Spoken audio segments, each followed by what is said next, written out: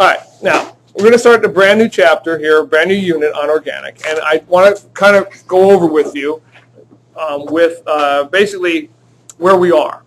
All right, I told you to treat it like a language class. If this were a French class, a Spanish class, the first thing you would have done, or not the first thing, but one of the things you would do in that class is talk a little bit about France, or a little bit about Spain. You get a little bit of a history lesson. All right, and that's what I did in the first unit, was basically talk about carbon, the background on what carbon is, its bonding, oxides, stuff like that. It wasn't a whole lot in that first unit that was really hard. It only took us about 2 weeks to do it, not even. The second unit was much more important, the vocabulary. If you're in a French class, you got to learn the words. If you don't know what the words mean, you can't very well speak the language. So you learn the vocab. We learned the vocab last chapter, nomenclature, how we name these guys. That was the biggest thing. Now, isomers we also did, stereoisomers, different kind of isomers, but that's not going to pop back up here. Really aren't going to see isomers again in this chapter, okay? The main thing to take out of the last chapter was the nomenclature, how to name these guys. Now, once you've learned the vocab and the history of the language, you pretty much are ready to start writing sentences. Start, completing, noun, verb. That's what we're going to be doing in this chapter, writing actual equations. That's what the equivalent of writing a sentence is, writing an equation. And you're going to have a name, everybody, on both sides. You remember that chapter test? We had a really easy chapter test back in Chem 1, where I gave you the left side. It was this plus this yields, this plus this yields, the whole way down. It was a test where I bet you well over half the class, probably somewhere around 80% of the class got an A on it, because all you had to do was complete and balance the equations. Remember? Complete, balance, and name everybody. That's exactly what this is going to look like, although there are going to be two tests. One of them, the 100-point test, is going to be just like that, complete and balance and name the stuff. It's obviously organic's not easy, though. The naming here is not like the naming you had in Chem 1. That was a lot simpler. And the reactions are also, what do we have? How many different types of reactions do we have in Chem 1? We had about 4: composition, decomposition, replacement, and exchange. And of those, there was a sheet you got to use. With the decomposition, there was like 6 of those. Replacement was like 4 of those. So maybe you had 8 to 10, maybe 15 at the most. Well, in this class, you have 26 types of reactions. So that's going to make it harder. What about redox reactions? Right? Nope, they're not going to be on there. No redox on this. Okay. All right, so let's get started. And you know what? There's something else. I told you there's 2 tests. The first test, or one of the 2 tests, will be on all the complete and balanced name. The other one will be on the properties. See, I'm going to talk about the reactions and the properties of organic compounds. It's something called functional groups. We have only learned about alkanes and alkenes and alkynes. That's it. We're going to learn, I might say, about 12 different kind of functional groups that you can put onto those guys. All right. So let's start with alkane. We aren't going to get to those today. We probably won't get those till probably next week when we do our alcohol lab. That's the first functional group we're going to talk about, an OH group on there. But we'll start today with alkanes and their properties. Now, I have a couple of demos I'm going to do. I think I'm going to skip the one because of my back, but the other one I should be able to get to today. I'm hoping. We'll see. All right, properties of alkanes. Well, what are some alkanes you can think of? What are some alkanes you can name for me that we've used, that we use all the time? And I've told you are alkanes that are familiar to you. Come on, any alkane, anyone. Propane would be an alkane, right? Butane. Well, butane is in. I'm going to use. We'll talk about butane today. There he is. He's in a butane lighter. Propane is in your propane gas grills. What's in here? Methane in the gas jet that comes out of here. In your gas tank is a mixture of stuff, but one of them is what? Octane. Okay. So the weird part about this is you probably think of, since they do this, they burn, every one of those burns, and we burn every one of those for a reason. You probably think of alkanes as being really reactive, and the fact is it's the exact opposite. Alkanes are pretty much inert. They have, you know what inert means? Inert means they don't really react with almost anything. You just kind of sit there. Just brush it on the floor. It doesn't. No, the floor's all dirty. I understand. I'm gonna put it in the trash can. What is all that? It's dirt from my shoes. I don't know how. Don't you call me a nerd? Inert. Yes, you are inert. That would be a nerd, ERD, and ERT. Anyway.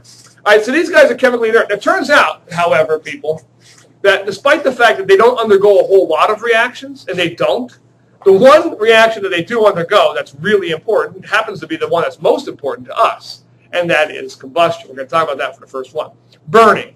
It's the way you got to school today. You burned an alkane. It's the way you heat your house or keep it cool in the summer. You burn either home heating oil or natural gas or, well, wood's not an alkane, but you get the idea. It's a fossil fuel. All right. These guys are nonpolar, and they're insoluble in water. Remember the rule of solubility from last year, like dissolves like? Well, it turns out that all these guys are insoluble in water because the carbon-carbon bond is clearly nonpolar. Because what's the difference between carbon and carbon? Electronegativity-wise? 0, right. And the carbon-hydrogen bond is slightly below 0.4 as well, so it's a nonpolar compound. All these guys are nonpolar. And therefore, they don't dissolve in water.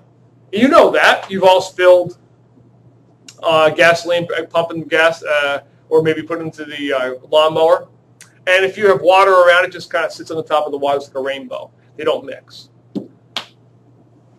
Alkanes are saturated, which is one of the reasons why they're so unreactive. They have all the H's they want. They don't really care. You can get them to react by heating them up high enough, spark around them. You can get them to catch fire. They can burn. There's a lot of energy in those bonds. But there aren't a whole lot of other things they will do. They just don't react with a whole lot of other guys. It's like jet fuel, is that it now? Yeah, any one of these guys. Now, they're all mixtures, and they're heavier mixtures. For example, if you've ever seen diesel fuel, is heavier than gasoline. And propane, obviously. And well, butane here. Butane is, if you ever have a clear one of these, you actually see inside of it, you can see the liquid. So just a small amount of pressure turns into a liquid. Propane has to be under a lot of pressure to turn into a liquid. That's your propane gas grill tanks. Methane, you really don't turn that into a liquid. I mean, you can ship it, I suppose, but you don't. Methane is what comes out of here, out of the natural gas. Okay, you don't carry it around like that. I guess, I don't know. If they have liquid, I guess if they'd probably ship it that way. I don't know. Anyway, all right. So they're saturated, so they don't really react with a lot of things. Their boiling points change depending on how long they are and if they're branched. I'll give you both of those at the same time, and I'll show you an example of what I would ask you about that.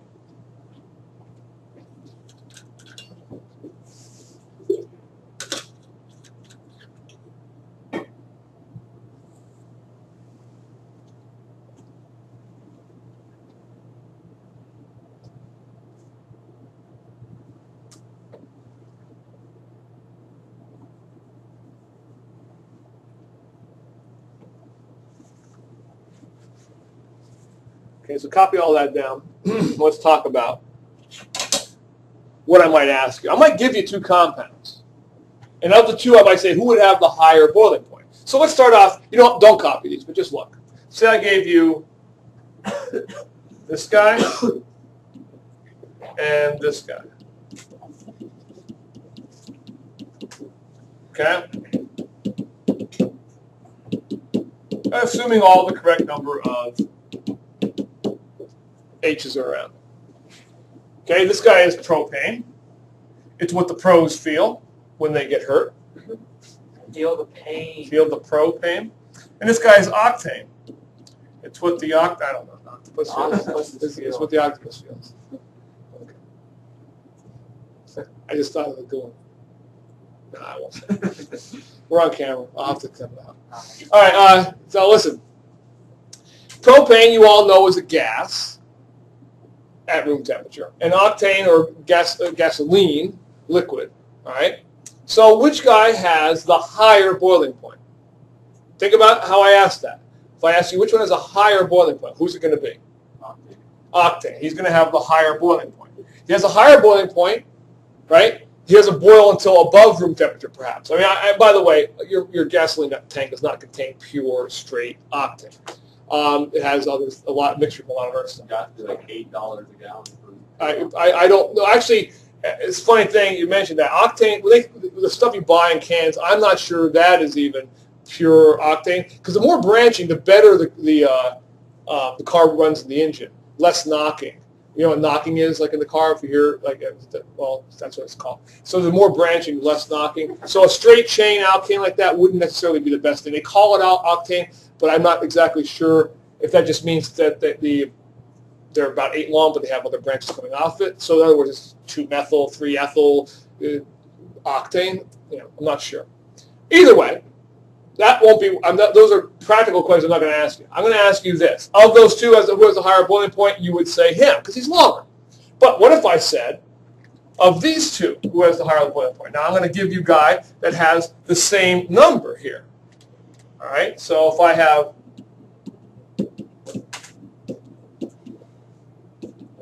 say, assuming they're all filled in with H's, I still have 8 carbons, and he has 8 carbons. Who's going to have the higher boiling point? The bottom one again, because he doesn't have any branching. The more branching, the lower the boiling point. Okay? All right. So you get the idea. Now, by the way, these kind of questions will not be on the test. That's all reactions. Okay? It'll be left side, finish, and complete, and name, and balance. This test will be like I've kind of done that like a couple times this year already. We had the essay. I'll probably put the essay part of the test also on this part of the test where I'm asking the questions about properties. Are they multiple choice or are they They'll be both. Do you have 2 magnifying glasses? I don't have any magnifying. Do you know anybody in the school who does? Maybe Schrader. Okay, that's You can try him. Okay, good enough. Now, let's talk about the reactions because that's going to be the big thing. All right. And the first one I want to talk about is combustion. Combustion is just a fancy name for oxidation or burning an alkane, a carbon compound. Just a fancy name for burning, combining with oxygen and alkane. You get them hot enough, he'll combine with oxygen and give off a lot of energy.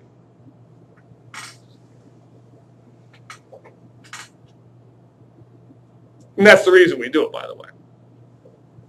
Now, what do you get? Now, here's the deal. I want to show you something here. You'll notice on this paper and on the next paper I'm going to give you in a minute, you'll notice on both of those papers I have something in bold that says general reaction next to it. Okay, it says general reaction. I have this thing in bold here.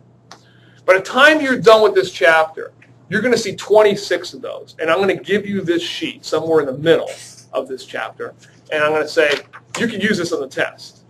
You don't have to memorize it. So your only job here is to apply the general formula to the specific example. Now, you know, from Chem 1, that's, you know, it's easy, but, you know, in a sense, you don't have to memorize as much, but it still requires some thinking. I've got to figure out, what do I have here? Do I have an alkane? Do I have an what does this R mean? I have to know what all, there's going to be X's and R's and OH's and all kinds of different things on here. So you have to be able to apply it to the specific example. See if you can figure this out as I do the first one. Okay, I'm going to do an example here. Underneath it says example 1, I believe, right? Is there 2 examples, room for 2, right? Yeah. Okay, let's do example 1 here first. Say I gave you this guy, simple one. That is all I would give you on the test. Just CH4 plus O2 yields. You would be responsible for completing that, balancing that, and naming any organic compound that's in here. You don't have to name everybody, obviously. Now, let's see if you can't figure out what's going on here. If this is a general formula, I think it's pretty obvious that, you know, CO2 and water, that's not, I don't talk about that. They are what they are. But the R, what the heck does an R mean? Well, the R basically means any length of carbon chain. Okay? All right? That's an alkyl group, and it's missing one hydrogen. So, for example, this would be an R group. It would be a methyl group. This could be an R group. This could be an R group. And I can have anything with the right number of hydrogens around. I'm just missing one, where there's going to be some point of attachment of something else onto him. So basically, that other thing that's attached to him in this case is another H. So that's why it's just what? What is it? What is CH4? What is CH4? What's one carbon? Methane. Methane, right. All right, so let's finish this guy up. Look on the other side. What do you think CH4 plus O2 is going to yield? What's it going to give us? Take a look above. What does it say it gives us every time? Yeah, it's pretty darn easy. Some of you are probably thinking, well, this can't stay that easy. And you're right. It's not going to stay this easy. This first one is pretty simple. And believe it or not, you have named everybody you need to name. I don't expect you have to name oxygen or water or even carbon dioxide, because I don't consider him an organic compound in the sense of being an alkane, an alkene, an alkane. There's one thing I do have to do that you did not do yet. And let's use red to do it. What did I not do that finishes this problem? Yeah, I got to balance it. I've got one carbon. I've got one carbon. Carbons are okay. I got 4 hydrogens. What do I need over there? 2. That gives me how many oxygens on that side? Careful. 4, because there's 2 here and there's 2 here, right? So that's 4. So I'll need a 2 in front of that guy, right? And he's balanced. All right, well, that seems pretty easy. And we'll start this off nice and simple. I like starting off with alkanes. They're pretty easy. We'll do another one, another example, and you're going to find a trick to this one. I can do it. I told you. I didn't tell you this, but I'll tell you this now. My goal is I have at least one demo or lab for every type of compound I'm going to show you. In many cases, there are multiple ones. Okay? Now, the demo I had for the one I just showed you for methane, I'm not going to do today for a couple of reasons, but just trust me. But I will do this one. This is a really easy one. What am I going to write down on the board up there? Right? Right? How many carbons would be in that guy? This will be example 2 now. Right, C4H what? C4. That's the difference. C4H10 plus oxygen yields. And that's a pretty easy demo for me to just, they don't get any easier than that. All right? Now you guys finish that up. You're going to find a trick to it. There's going to be a problem with that guy. Finish him up for me. Go ahead. Go ahead. Finish him up. What is it going to give me? It's going to give me the same thing methane did when I burned them. What 2 products do you get? Right? Name the guy on the left, which, by the way, notice in this case I didn't draw him out for you, but I will. If I drew out C4H10, which I should, because it could be a different format. It could be 2-methyl propane. So it could have been drawn like this, but I'm not asking you to do that. He is obviously called butane. But my question to you is, what's the problem with this one? When you go and try to balance him, something goes wrong. Try balancing him, and you'll see what I mean. And see if you can figure out what to do. You've seen this before in Chem 1, a little bit, but nowhere near, I think, as many places, as you'll see here. We've seen this before, though.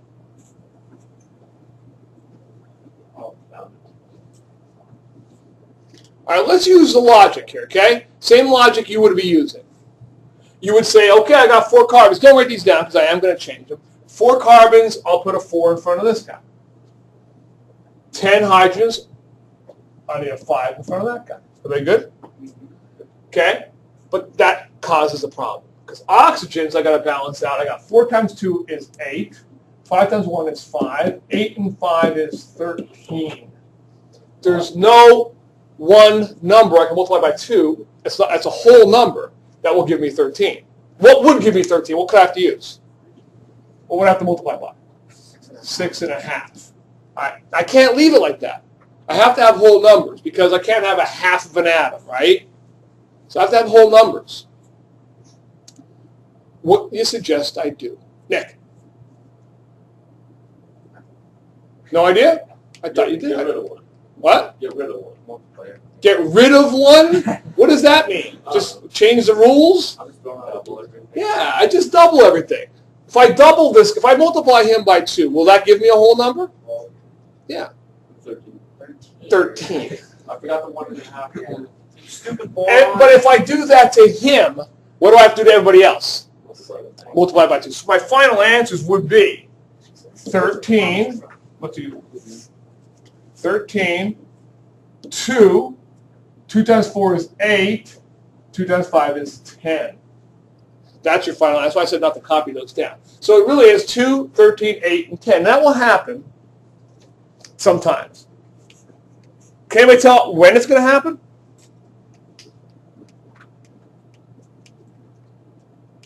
Who could tell me when that will happen? Or you'll have to end up doubling everything. Go ahead, say it again. Even carbon. Yeah, if you have an even number of carbons, exactly.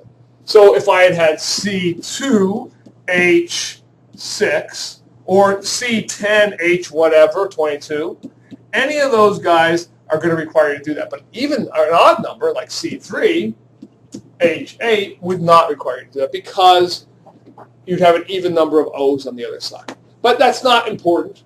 Okay, it's not really important you memorize that. Because what? You'll figure it out when you're doing it. If it doesn't come out to be an even number, you'll just have to multiply it 20 by 2. All right? So our test is going to be all even numbers, probably. No. First of all, you're only going to have at best one of these on the test, and maybe And it will be an even number. it may or may not be. I want to see if anybody can figure this out, though. I'm going to give you a few minutes, actually, right now, to do as a bonus before I go on with the rest of it. What time is it over? 19? Yeah. I'm going to give you a few minutes to see if anybody can figure this out. I don't know how much time. Maybe I may have to let you go overnight, but I won't be able to give you the whole period. If I have CnH2n plus O2, okay? Can you tell me in terms of n what the coefficients of these guys have to be? Because it has to be CO2 plus H2O, right? There's your equation. There's your general formula. That's your general formula. Why don't you flip the paper over, put that on the back. CnH2n plus H2n plus 2, that is. In terms of n, can you tell me what the coefficients would have to be? So you can find a pattern there. Okay, halogenation. Now, most of these guys give away what they're doing. Halogenation. I'm going to add a halogen onto an alkane. Okay? It's a substitution reaction. And you'll see why it's called a substitution reaction in a second.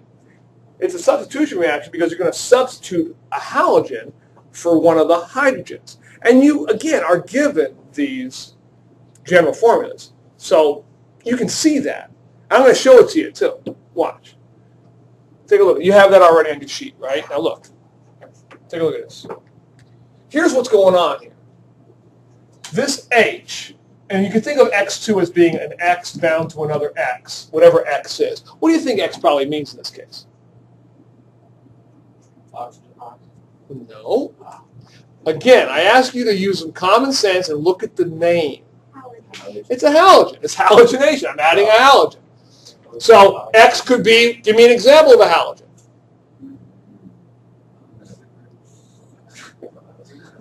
Give me an example of a halogen. What's that? Neon, no. Fluorine, yes. Chlorine, yes. Bromine, iodine. Those are, that's not Brinkelhoff. Just group 7. Group 7 elements. All right.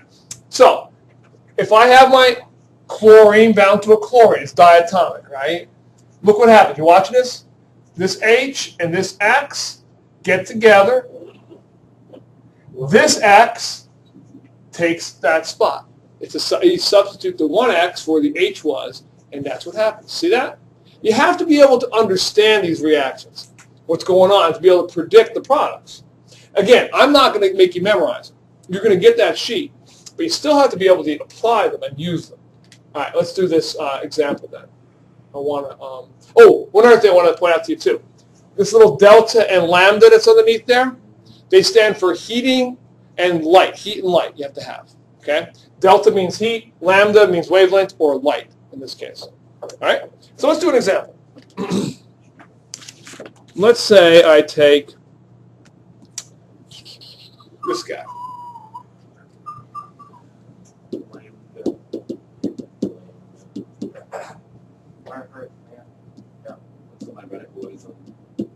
Okay, can you finish that? If I give you this plus chlorine in the presence of heat and light, what is that going to give me?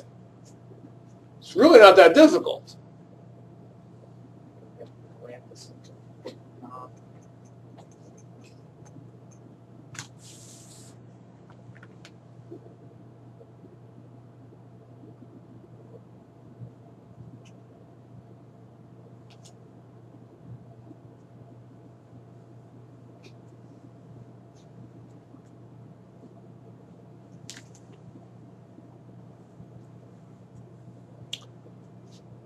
Again, you got to be able to try these on your own. It should be making sense to you.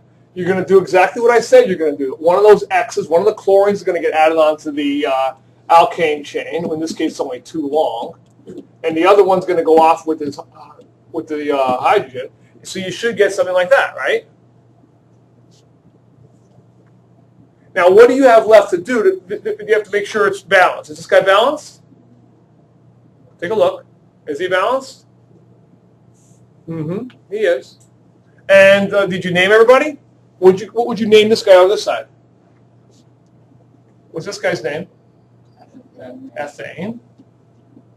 And this guy over here? 1-chloroethane. Right? And the 1 isn't even necessary because if it was on the other one, it would still be 1-chloro, right? But still.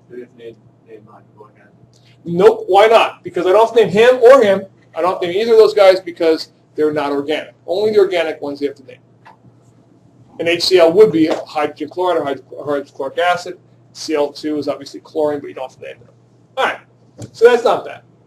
And notice, by the way, more often than not, you don't have to balance things. More often than not, you do not have to balance the equations. Okay. Let's do next problem.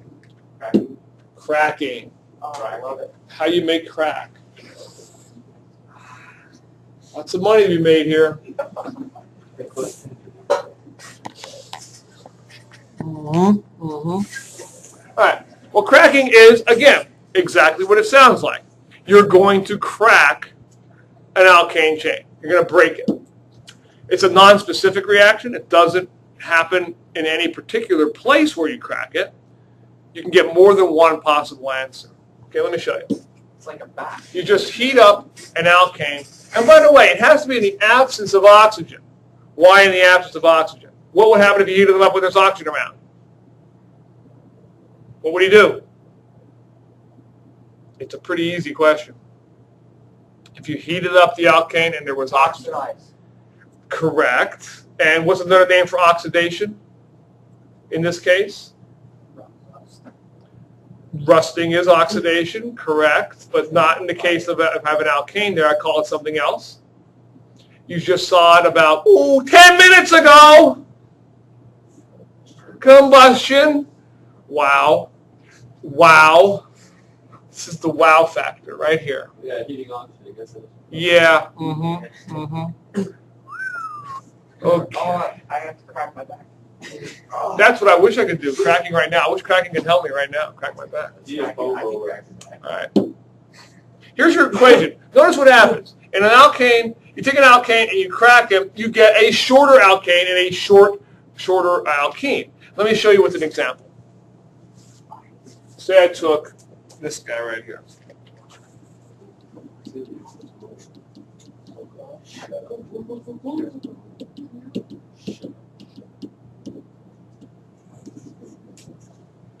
Anybody, wait, a little delta should be underneath. I think it's underneath yours. A little delta underneath there. Now, don't finish this guy because I want to show you how there's many possible answers. I can crack this guy.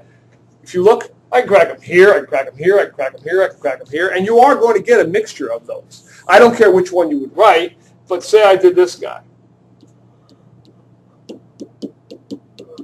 If I did that, I would have to have this for my alkene. But I didn't have to do it that way. I could have had methane and then butene.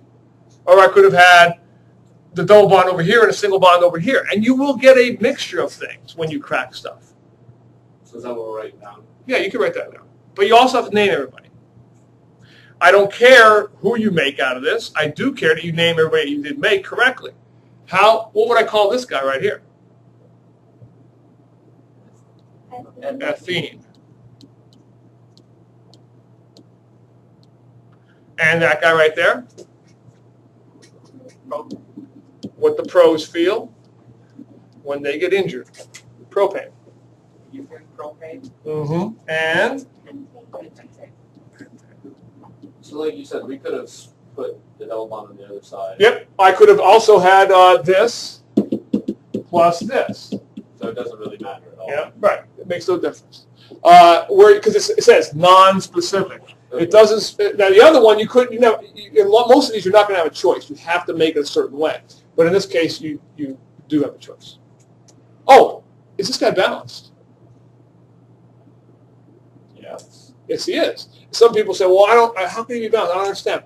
Well, count them up. How many H's are on this side? 1, 2, 3, 4, 5, 6, 7, 8, 9, 10, 11, 12. Here I've got 1, 2, 3, 4, 5, 6, 7, 8, 9, 10, 11, 12. Right? So they're all there. And that makes sense, because if I were to have cracked them like here, I don't have H's coming out of either side. That's why you end up with a double bond on one. Okay? All right.